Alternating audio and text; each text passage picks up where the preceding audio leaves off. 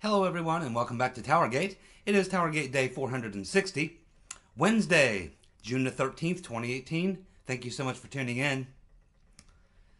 Well, of course, on Wednesday, you know what happens on Wednesday. Every Wednesday, I take out the trash and I have chicken. It was quite tasty, and I did remember to take the trash out this time. All of it. I had a couple bags behind my house that I forgot to take out last time, and the animals got to them.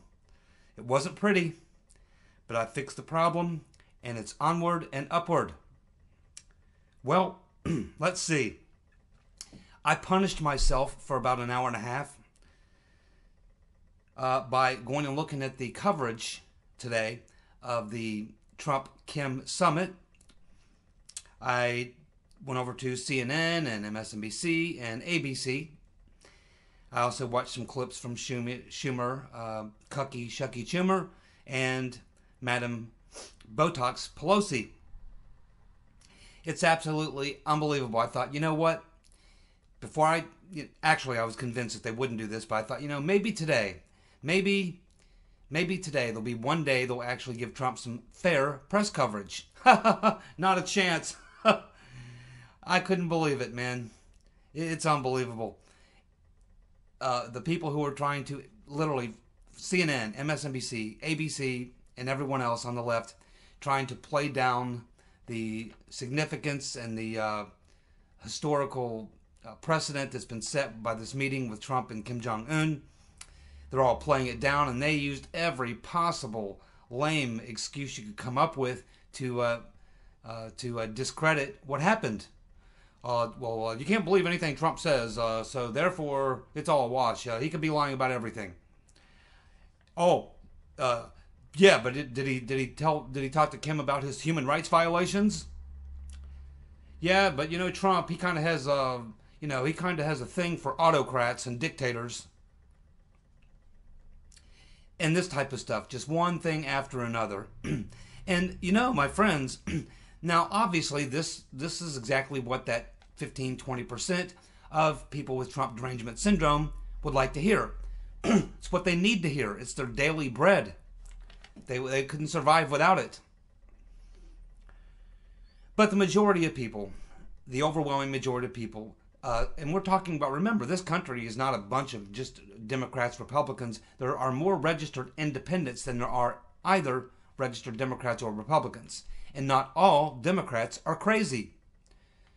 So Republicans clearly, even if they don't support Trump, even if they're anti-Trumpers, most of them realize that this was an extraordinary event and a wonderful event. A very good thing is happening, is likely to happen. I mean, Kim said he's committed to denuclearization. What more do you want? Now we have to see how he gets there. That's always, the devil is always in the details, and we have to get there. But we've never gotten this far before with any other president, Republican or Democrat. Trump deserves a lot of credit, as well as Pompeo and the other people around him who made it happen, including Kim Jong-un, who faces his own difficult situation back at home. Remember, Kim Jong-un has also got a lot of people around him who probably are not too high on this idea. So he's got a fight of his own on to get to sell this to his own people in his government back in North Korea. But you have a lot of independents, a lot of even anti-Trumpers. A lot of people don't, really love Trump a lot. And you even have some Democrats who are fairly sane. Plenty of them. And they're watching this coverage on MSNBC and CNN and listening to Madam Botox and Cucky Chucky Schumer. And even if you're a person of reasonable intelligence and have any integrity at all, you can see this was a very good thing. And to watch these liberal outlets and these liberal politicians trying to play it down, I have to think that that's working against them. I really honestly believe it is. And if anything, I think they're going to have a lot of viewers switching channels, because eventually you just get tired of it, unless you're a person who feeds off of it, like the Trump derangement syndrome crowd, which probably is, 20% of the country, 15, 20%, something like that. It's a good chunk of the Democratic Party, which is about 1/3 of the registered voters in the country are registered Democrat. So it's not that big of a number. They're getting a chunk of a 1/3 is what they're getting. That's who they're feeding, and that's who this plays to. But everyone else has got to be looking at this and going, I haven't heard him say one good thing about this. And I mean, I'm pretty sure it's a good thing that happened, And maybe they decide, I think I'll change the channel and see, if I can get some fair coverage of what's going on here. And ultimately, it is going to work against them. It's almost comical. I mean, I don't know why I expected that they would, well, let's go over to CNN and see, they'll at least give him credit for, one day of his presidency, they'll treat him fairly. No, not at all. And Pelosi and Schumer, they couldn't wait to get to a microphone. And Pelosi's like, we gave up all the concessions and Kim Jong-un committed to nothing. It's like, what the hell are you talking about? He said, did you read his lips? He's committed to denuclearization. Did you get that from the Iranians? Did Obama get that from the Iranians? Did you ask Obama about that, Nancy? Did you say anything? Did you question anything? Didn't you come out and give a speech then and tell us what a great foreign policy achievement that was? I believe you did. You see, these people were so disingenuous. They're so phony. They're so fake. They're so obviously filled with unbelievable hatred for Trump that they can't even separate themselves from their hatred for one moment to just be an American for a moment and say, even if this was Obama, I mean, I despised Obama, but occasionally in the 8 years he did one or two things that was actually decent. And I said, okay, well, that's a decent thing he did.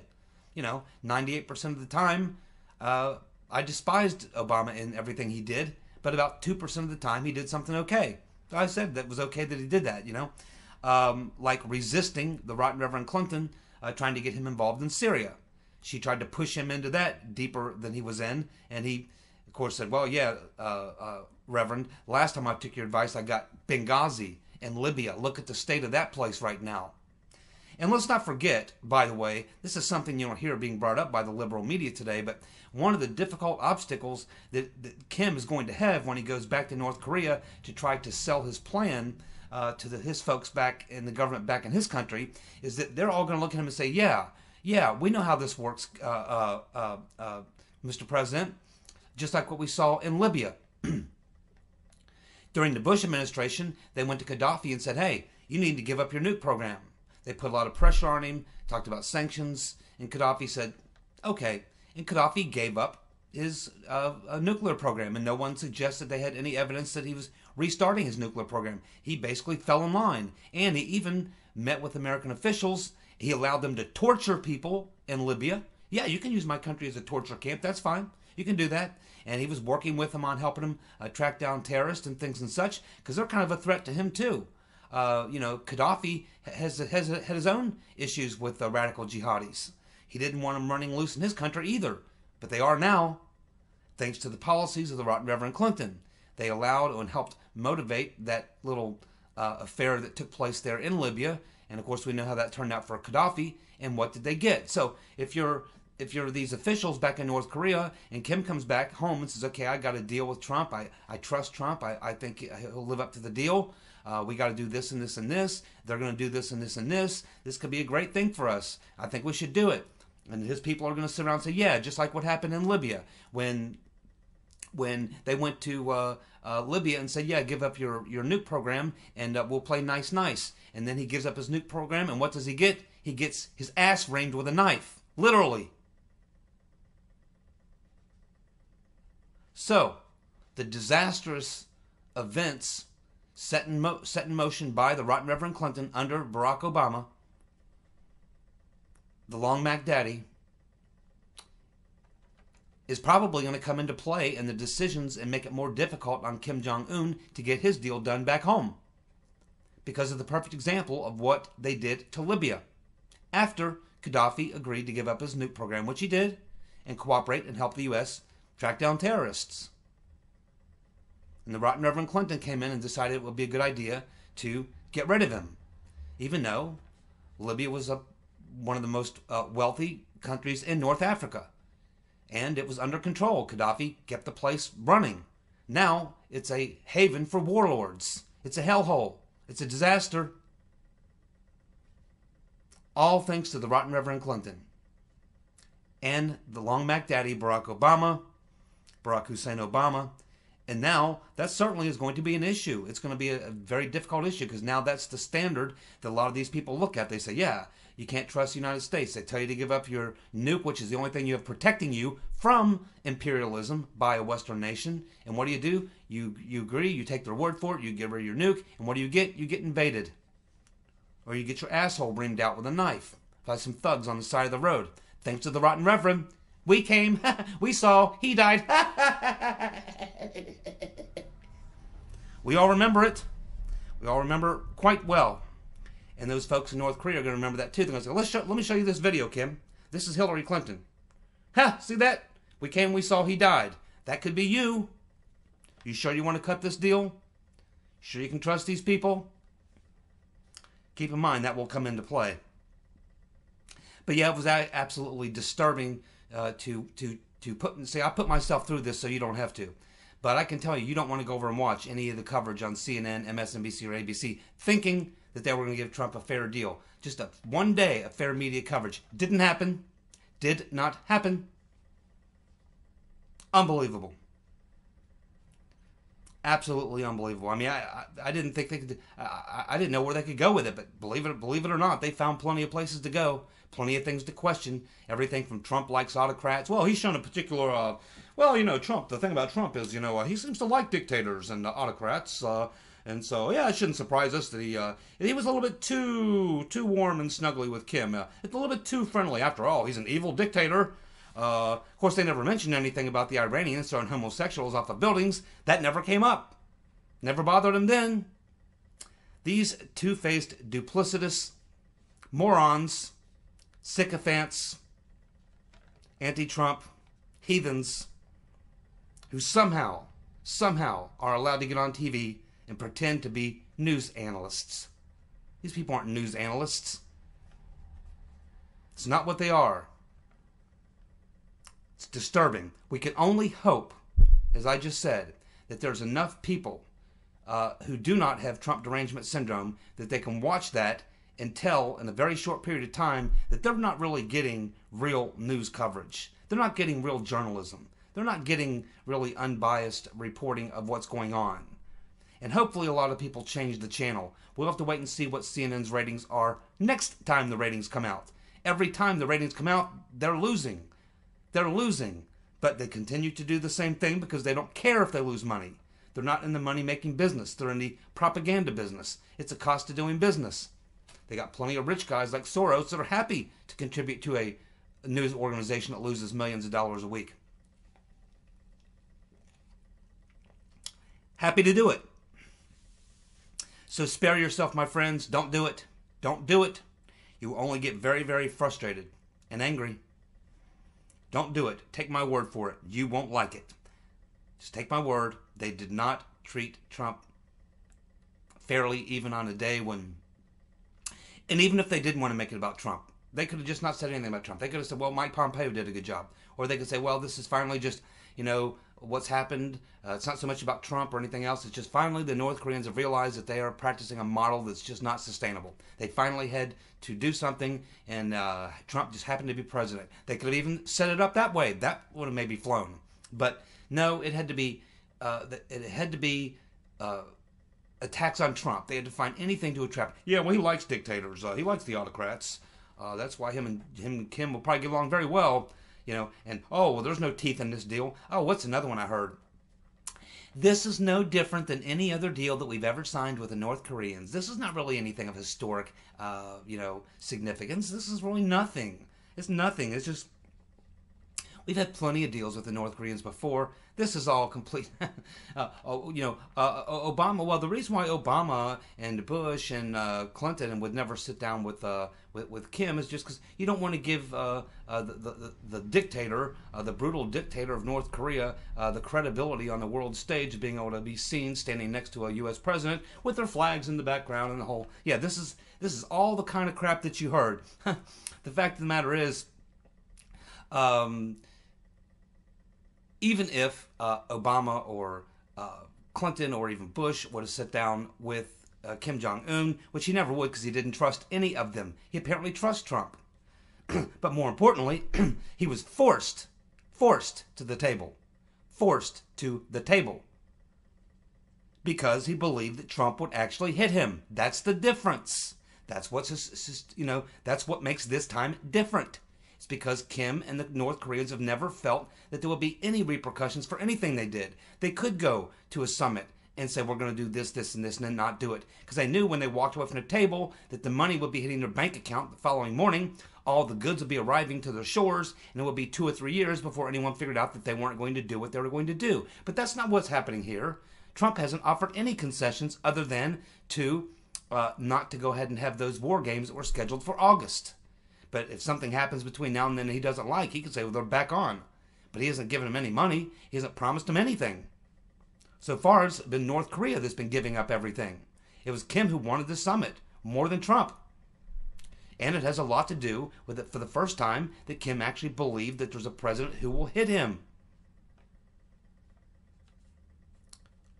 Just unbelievable. Okay, so let's move on to the next topic.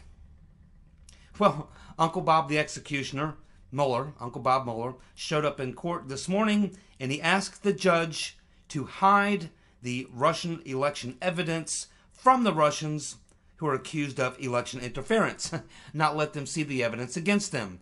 Well, it kind of doesn't work that way in court, Uncle Bob, but this is literally the argument that he made, and he said that providing this evidence, that you really do need to see the evidence in court. You can't just go into court and say, yeah, well, we've got evidence against these guys, but we can't show it to you. You have to take our word for it. Yeah. Uncle Bob's making the argument that, that by bringing this evidence to light would help foreign intelligence services. They're talking about the Russians.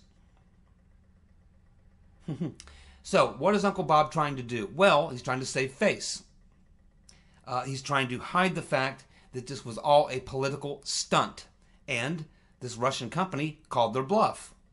Now, this particular issue is separate from the last hearings, which dealt with 2 of the 3 companies, one of which was not even in business at the time the crime was alleged to have been committed, but the other 2 had legal representation, and they requested all these documents through discovery, and Uncle Bob's fighting not to have to produce those documents.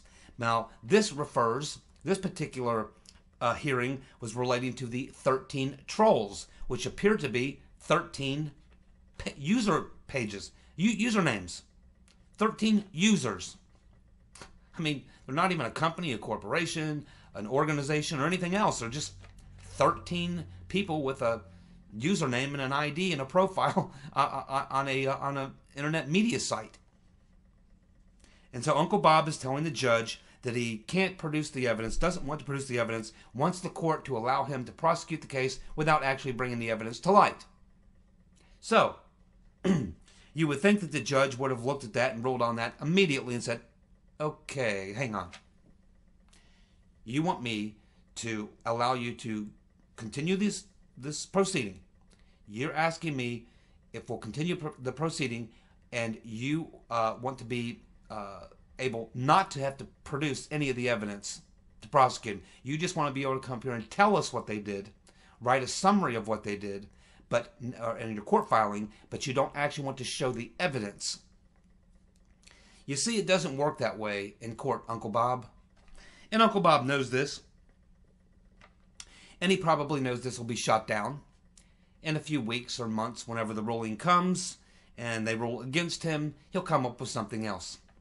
He's hoping just to run out the clock on this until people forget about it, and then he'll just quit filings, and he'll pull back, and they'll drop the case, and it'll disappear. But they'll wait till it hits the back page to where nobody even cares or is completely forgotten, and then they'll just let it, melt away. That's all that's going to happen here. In the meantime, Uncle Bob will have cost the taxpayers millions and millions of more dollars, and he will have cost these Russians a lot of money as well, because they have to pay for these lawyers.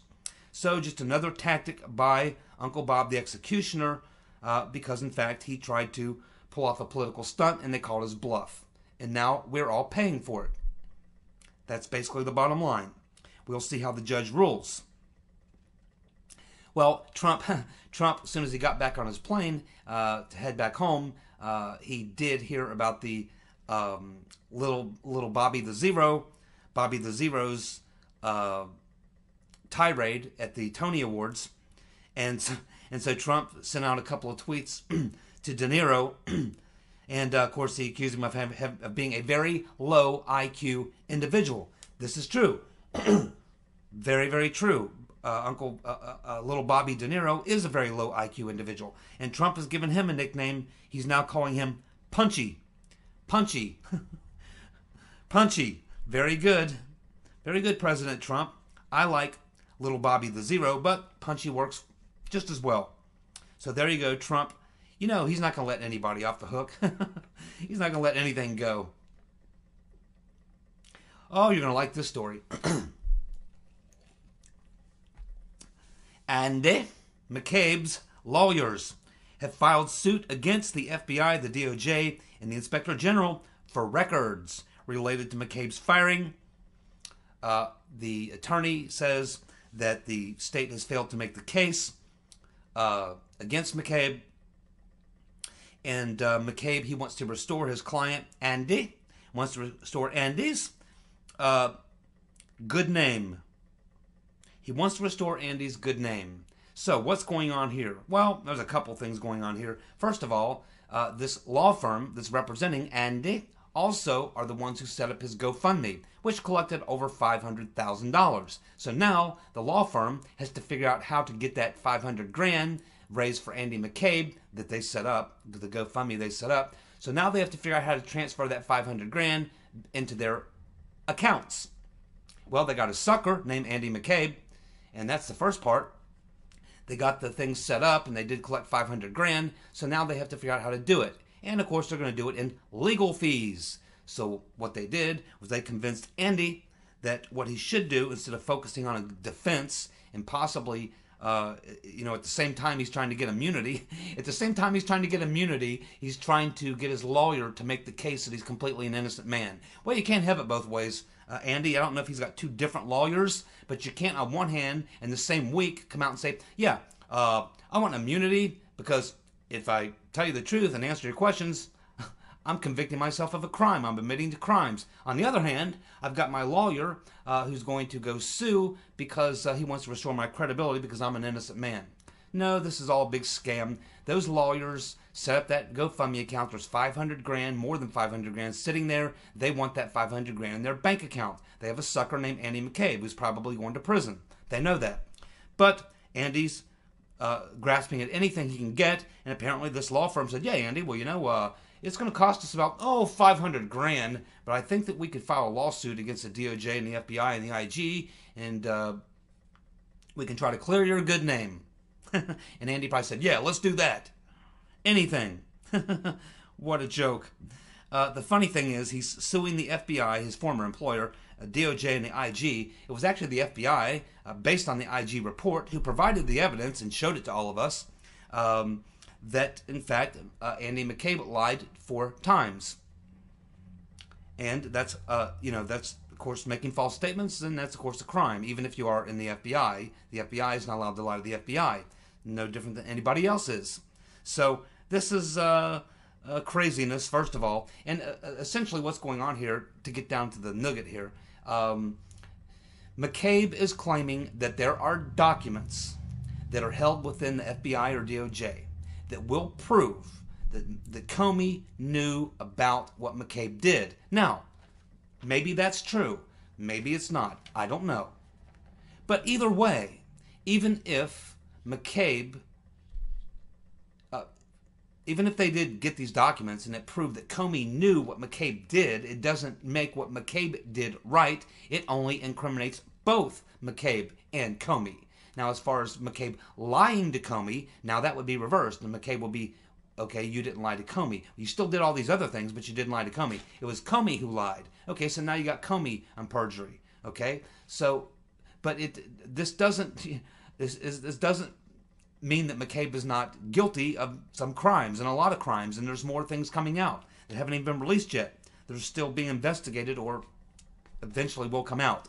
So it's just more legal tactics and, the things that they do. The things that they do, that lawyers do to get money, lots of it, from suckers like McCabe, who's going down anyway, if there's any justice in this world.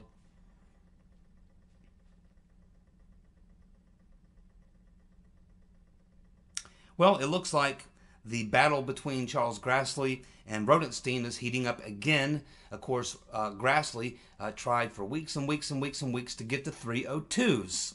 Both the 302s regarding Michael Flynn and Christopher Steele. Now, we know that he finally did get some 302s. We don't know which ones, but I assume the Flynn one because of where this is going. So he gets the 302s, and apparently from what Grassley and his investigators have seen, he believes that what he found in these 302s and these notes proved to him that there were that the notes were altered, that the 302s are altered. And based on that, of course, he wants to interview this FBI agent who was with Peters Ben Strokenes when they interviewed Flynn, this agent Pintka. But it appears now that Rodenstein is blocking Grassley from being able to interview Pintka. And so Grassley is throwing a fit. And now he's pushing again against Rodenstein and fighting and fighting and fighting and trying to get Mr. Pintka to testify. It just, I don't understand how this works. I mean, these committees have the right of oversight. And it seems to me that if they want to interview someone, it shouldn't be up to the Attorney General whether they can interview them or not. Why is it Rodenstein's call whether the Senate Intelligence Committee or Judiciary Committee can interview someone who's pertinent to the investigation that they're currently working in? Why do they have to go through Rodenstein? Shouldn't they be able to just subpoena this guy directly? And who gives a damn what Rodenstein thinks? Why does he have to be released by the Attorney General before he can testify and be subpoenaed? How's that work? I mean, how's that oversight? I mean, who wrote the rules to this game?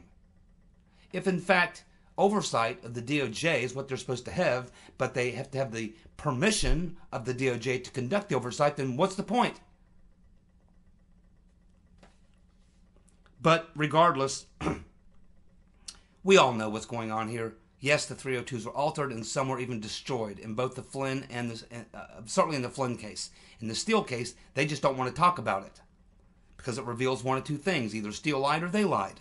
They know that, so that's why they're fighting that. In the case of this witness, this Mr. Pintka, they're afraid that his testimony is going to prove that his testimony tells them something much different than what's in the 302. This is obvious to everyone. It's obvious. So, this is what is going on. So, it just continues this day after day after day fight for whether it's Grassley or Nunes or Meadows or whoever it is. And when you see the obstruction of the Justice Department, the DOJ, knowing that they are the very targets, should be the targets of this criminal investigation, why in the world we're still playing this game, I don't know. That's why I called for a presidential commission. At least at the presidential commission, they answer to the president. Rodenstein can't deny them documents or witnesses. He doesn't have that right. The president's over his head. These people answer to the president. And if they wanted to interview Pintka, they would get him. If they said we want to see all the 302s, they get them. They get it all. Just like Uncle Bob the Executioner, they don't say no to Uncle Bob, and they couldn't say no to the president's counsel. Now, I know some people are going to say, yeah, but we don't really need that. It takes too long. Yeah, it might take a year or two for a presidential committee, but at least ways they would be working every day to get to the truth. An actual investigation. That's not what we have going on now. What we have going on now is obviously something different. And I know there's people that will say, yeah, but Sessions appointed Mr. Huber. He's got Mr. Huber. Yeah, he appointed Mr. Huber back in November. Now, maybe Mr. Huber has 5,000 sealed indictments for all these criminals. But so far, I haven't seen anything. And why in the world, after the IG, because I'm told, well, the IG's now got Mr. Huber. So that's even better. He's got Mr. Huber, and he's got 500 people on his staff. Well, then how come after McCabe, after the IG released his report on McCabe, showing what McCabe did, showing that he lied, why did he give criminal referrals to a U.S. attorney in the District of Columbia who can easily be overruled by Rodenstein? Why did he do that instead of just turning the criminal referral over to Mr. Huber? Why did Mr. Huber get the criminal referral? I mean, the IG's already laid out the case. He released it for public view. We all read them. We read the questions McCabe was asked. We saw the lies that he was told. The IG showed us the lies he was told, showed us the evidence. It's slam dunk. He should have immediately turned to Huber and said, okay, well, here's your evidence. You can double check it if you want, but there you go. Criminal referral. And Mr. Huber could have indicted McCabe. It's been going on now for weeks. Weeks. And the evidence already is clear. Maybe some of you have a lot more confidence in Mr. Huber than I do. Maybe there's some super secret plan that Sessions and Huber are running that none of us know about, that one day we're going to wake up and there's going to be unsealed indictments and all the perps are going to be brought in and leg cuffs or what have you. That sounds like dopium. Hopium is what it sounds like to me. I'm a realist. I want to see some action, and I'm not seeing any action. Presidential Commission. I stick by that. And it doesn't mean if you have a presidential commission that IG has to close up shop and Mr. Huber has to go back to Utah or whatever and go back to the ski resort or wherever he does. It doesn't mean that at all. The IG can continue his report. Mr. Huber can continue doing whatever he's doing. He's not prosecuting anybody, so whatever he's doing, he can continue doing it, playing golf, pocket pool. I don't know what he does. But he's not prosecuting anybody as far as I know. Maybe he has. Maybe there's sealed indictments. Maybe in the year 2030 they'll come out. Maybe I'll be dead by then. Who knows? But either way, we can go that route. But, the IG can continue what he's doing. Just because the president appoints a commission doesn't mean that the IG stops what he's doing. It can all continue to happen at the same time. I just don't have a whole lot of confidence right now. I'm looking for something. I'm just not seeing it. And, again, this first IG investigation, he's now got 5 investigations that have been put on his shoulders. We're just now getting, hopefully, tomorrow or day after tomorrow, the report on the first 1.5 years for the first thing he's investigating. He's got 5 things to investigate. So if we do the math, that means he's got 4 more things to do. If it takes an average of 1.5 years to do each investigation, that would be 1.5, 3, 4, 6. That would mean about, what? 6 years. That would mean by the time we get to the end of Horowitz doing all of his investigations, that would be 6 more years. By which time Trump's on his way out of office, assuming he gets elected to 2 terms. By which point does anybody care? Presidential Commission. The IG report is going to be delivered to Congress on Thursday at 12 noon. High noon. It will be delivered to Congress, and it will be made available to the public at 3 p.m. on Thursday. So you'll probably be able to find it everywhere, but you should be able to go to the House judicial site or the Senate judicial site, or you can go right to the IG's own website. The IG has his own website. You can go there, and you can probably see it there. It'll probably be posted, and the posting time is scheduled to be 3 o'clock p.m. on Thursday. Well, of course, Rodenstein was supposed to produce these documents regarding the spy, Mr. Halper, this morning. That came and went as usual. Nothing happened. We're told that Rodenstein, of course, they began threatening. As I understand, there was some threats made. They were threatening Rodenstein with contempt, and so he retorted by telling them that he just may have to have the DOJ investigate Nunes's investigators. So now they're in a real pissing contest, and nothing actually is being accomplished at all, because Nunes doesn't have the votes to put the teeth into anything. That's what's going on. So yeah, the DOJ didn't produce the documents. I told you they probably wouldn't, and they're still in the same place. Trump needs to just declassify it and be done with it. Finally, some good news. The Chicago gun ban has been shot down at the last hour. At the last hour, a judge has shot down that Chicago gun ban. Very well done. Thank you so much for tuning in. I'll be back tomorrow with more TowerGate. See you.